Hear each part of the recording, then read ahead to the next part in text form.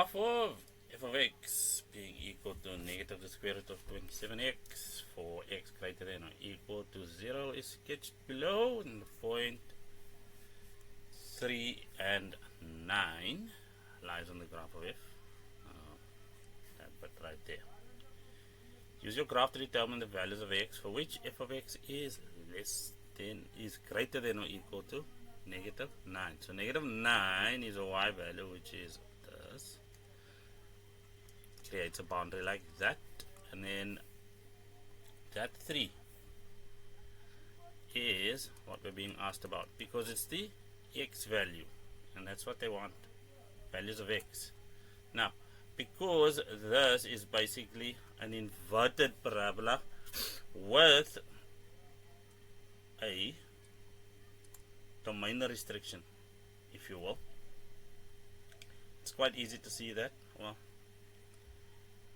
this part of the boundary is included. So we'll have 0 as our left hand side of the boundary, 3 is our right hand side, and x, of course, right in the middle with those included boundary parameters.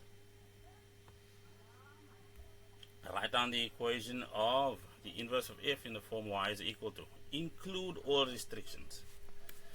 So what we'll do is, well, for the inverse of f, we shall have that x is equal to negative the square root of 27. Why? Because that's the first thing we do. We swap x and y values within the equation. So now we just square both sides, so we'll have x squared equal to, well, a negative squared is just negative. Remember, this is negative 1, so negative 1 times negative 1 gives us positive 1. And then we'll have 27y, meaning finally, of course, that y is equal to x squared over y. And then what we have over here, well, in this case we had x being greater than or equal to 0, and we had y being negative, the right hand side, which means the domain restriction is going to say that x is less than or equal to 0, if we take all of that into consideration.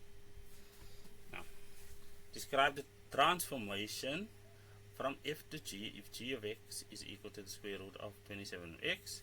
That is just reflect f of x in the x axis. It's that simple. Ladies and gentlemen,